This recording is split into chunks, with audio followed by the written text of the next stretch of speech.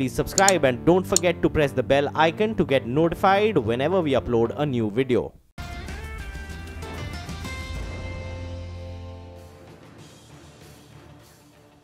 Welcome back. Well, the SGX Nifty is up quite a bit now, 30 points actually, cooled off a bit from the high point, but keep in mind we're sitting on big rallies and of course now very close to an important resistance point for the market. Ashwani Gujral, Sudarshan Sukhani and Mitesh Thakkar now join us. Good morning, gentlemen. Ashwani, this whole, since you've been tracking this, news flow between US and China, your thoughts on this morning's news flow and whether that this means that the correction is well and truly over and the markets can move on? From what it sounds like, Donald Trump has succeeded.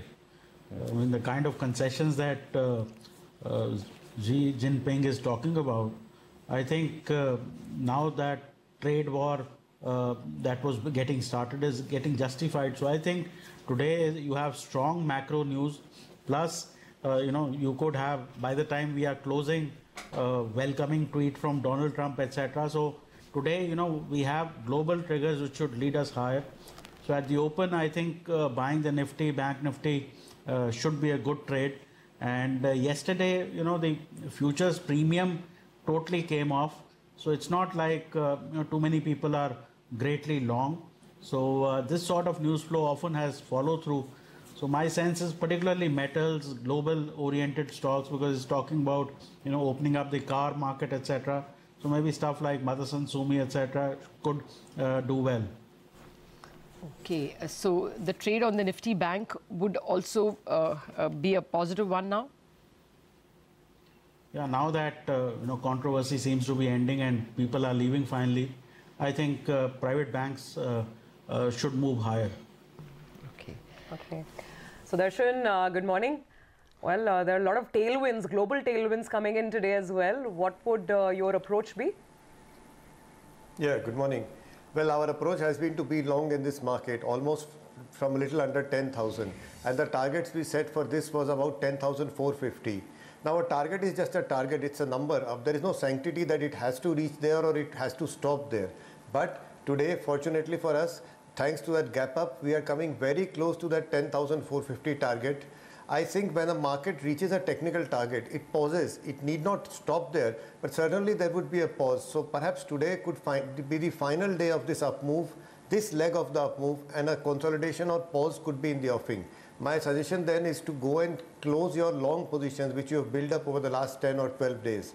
This is a time to sell the positions and take your profits and step aside. I do not see a big gain. Intraday anything can happen, but beyond intraday I do not see any big gains currently in the next few days. Okay, that's important. So Darshan, of course, is referring to the positional trades that you would have taken perhaps at the start of this move. Mitesh, good morning. Your trades? Yeah, good morning.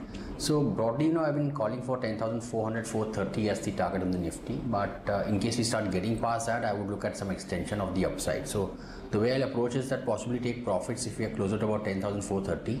And if towards the noon time, if we start getting past those levels, then again, go long on the indices. So, and I would look at then target of around 10,550, 600. So I would be trading with more of a long bias clearly, but just keep an important level which we are approaching in mind. Okay. Yeah, I just wanted to ask Ashwini again. I mean, I asked you about banks, Ashwini, because we did break a story that the Reserve Bank is not looking to relent much on the NPA resolution rules. There was a hope in the market, and that could have fueled the positive moves in the PSU banks at least, and some of the banks in the Nifty Bank. So do you think the Nifty Bank has a clean run, or this news can put a bit of a roof to it? See, it all depends on the market mood. Today the market mood is going up. So even if it has a temporary setback, it'll get bought into. When look at ICICI Bank, we threw SFIO at it, ED, Ms. Kocher's brother-in-law got arrested or called in for questioning, etc. Whatever came its way, it opens 2% lower and buying comes back. So in this kind of frame of mind, if you have any sort of negative also, chances are buying will come back. Okay. So in that case, Ashwani, what would be your call on both ICICI and Axis, and also, of course, your individual stock calls? See, Axis Bank, if you see the chart, it's just turned around. Yesterday was the first big bar it had. So my sense is another, 5 to 8%, even 10% is possible, because these are the biggest dogs of last year.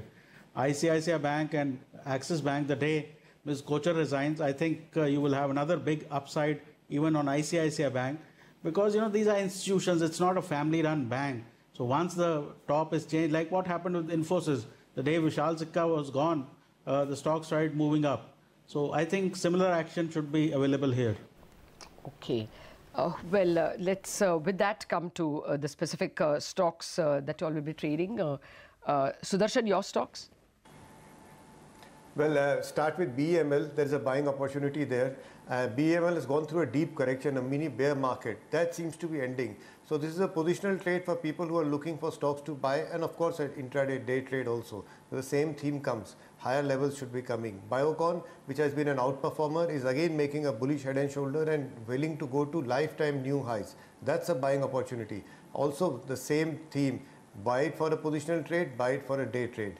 Finally, I have Dish TV. Dish TV is bottoming out. The stocks is now in a very narrow range for the last 8 to 10 days.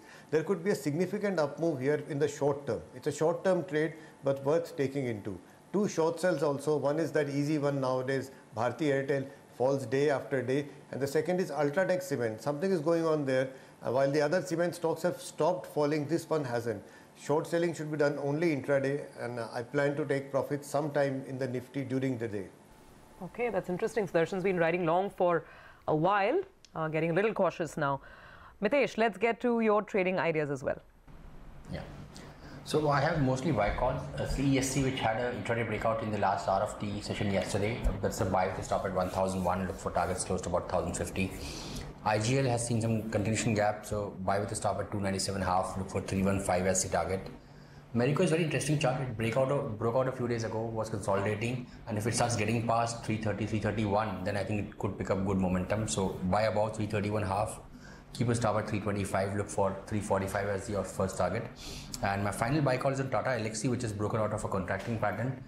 Keep a stop at 1020, look for targets of 1100, and one sell call, that's on Star or the pharma company. The indicator setup is quite negative over here. So sell below 648, keep a stop at 660, look for declines to about 620.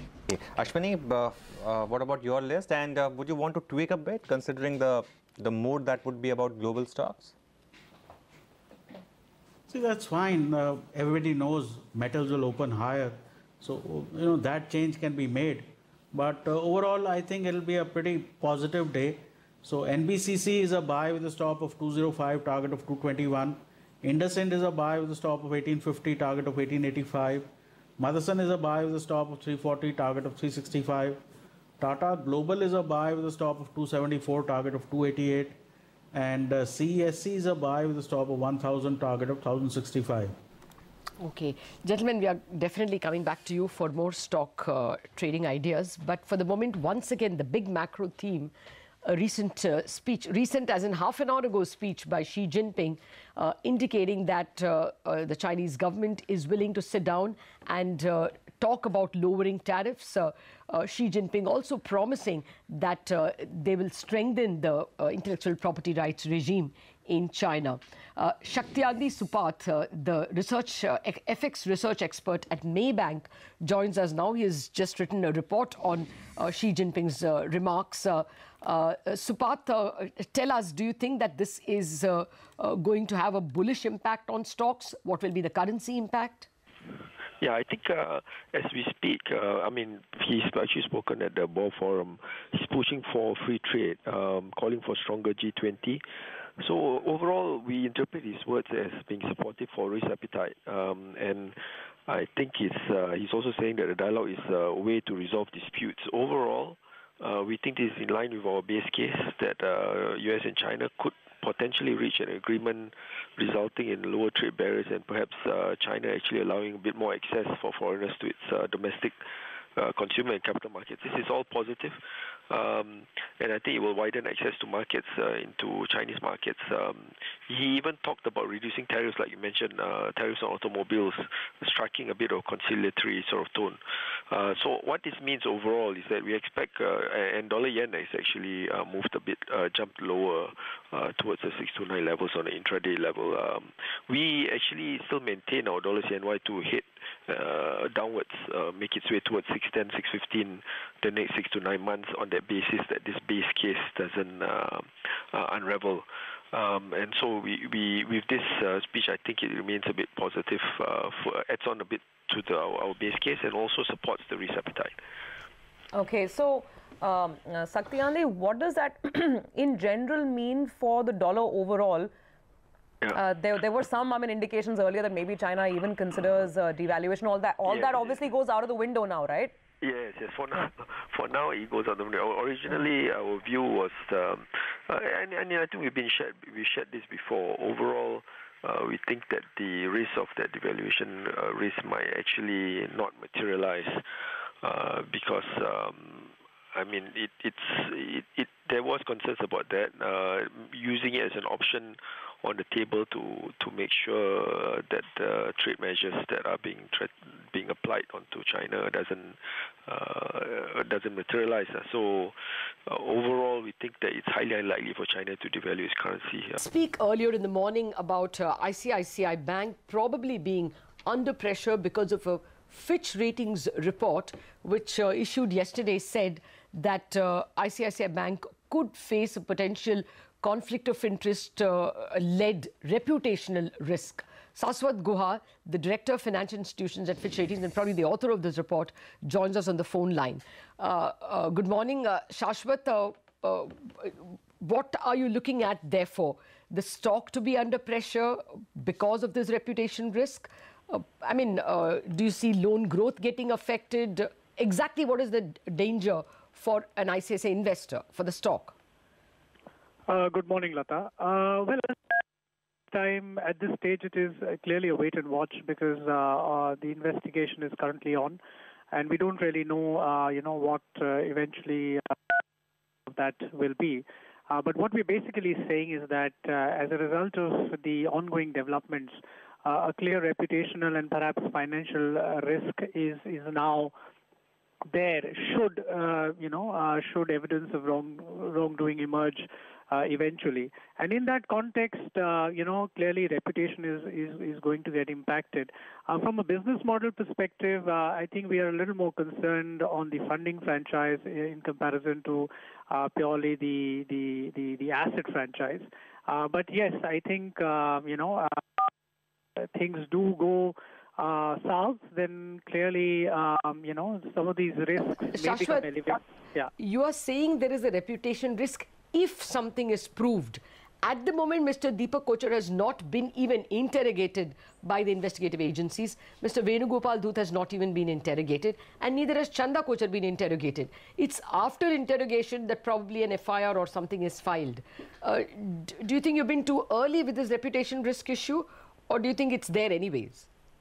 Well, let's not forget that the federal agencies are involved at the end of the day. It may be a preliminary investigation, but it is an investigation nonetheless.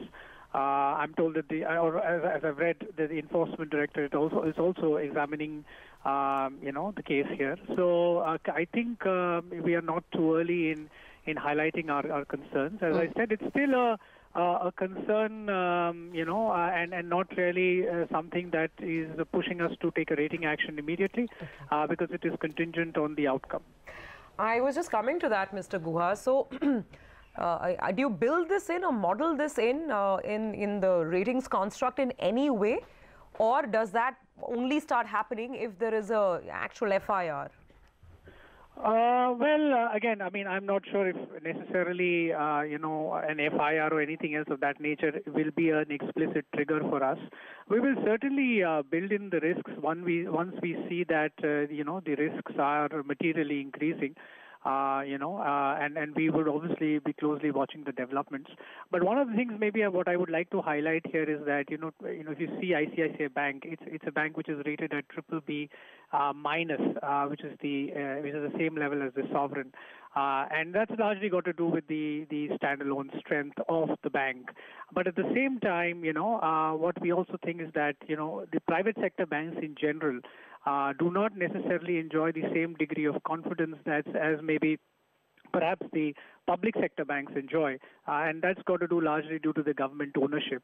So, in a scenario of extreme stress, while we do think that there may be some amount of government support which will be made available due to ICICI's systemic importance, the funding franchise is an altogether new, different thing, and we don't know really how that will behave if there are really significant reputational risks to the franchise.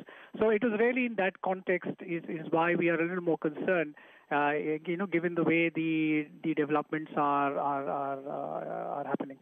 So what will precipitate for you an action? See, at the moment it's more, well, if you can call it trial by media and trial by social media. The investigative agencies are only investigating. We haven't, heard from them in terms of taking a precipitate action. For you, what will cross the line? If you hear news reports of people withdrawing their deposits, what exactly will move the rating for you? So clearly, I mean, deposit withdrawal or anything of that, any impact on the funding, can be a so far. So why are you worried? Yeah. No. I mean, it can be a potential trigger. I'm not denying that. So certainly, I think from a financial perspective, there can be that trigger. But also, I think there can be other triggers such as, who knows, legal action and so on and so forth, as one has been also reading. And clearly, that is something, which can't be ruled out in matters like this, should evidence of misconduct emerge. So clearly, I think at this stage, my sense, I mean, it would be premature to quantify what those impact can be. I think at the end of the day, it will be dependent on what the ultimate outcome is. And I totally agree with you that it's still largely within the domain of investigation. So we'll have to wait till the outcome of that is out. Okay, we'll await that as well. Thank you very much, Ashwani Gujral, for joining us. Okay, with that, let's invite Prakash Dewar, who has been patiently waiting by. Good morning, Prakash. Well, first up, how are you going to deal with the banking stocks? There's a lot of news. One, a rating agency putting up this reputation risk report. And, of course, Axis seeing a change of headship. How do you approach both this? So, I continue with my stand, Lata, that while there's so much of news flow around Axis and ICICI Bank, I really won't be in a hurry to buy into that 20-25 bucks of a sell-off that we've seen, that erosion that we've seen. But importantly, once there's clarity in terms of the ICICI Bank leadership, and let's say if the board decides and gets some unanimity in terms of Ms. Kochhar stepping down and some new change of guard happens, I think that could probably start making the stock look attractive, because then the headwinds would only be positive. So my sense is, these are fairly large institutional decisions that get taken with a lot of consensus being built up, and it's not necessary that it's going to really get impacted in terms of its business profile so immediately. So my sense is that would be an opportunity, but at this point I would, and the same goes for Axis as well. I mean, the news that Shikha Sharma is out there till December doesn't really change things at this point in time to make it attractive. I mean, you'd rather look at a pickup in its lending business, a pickup in its margins. If that potentially happens, then it makes a lot of sense. But I don't think these reputational risks are too much to pencil into a buying valuation on the price. Okay.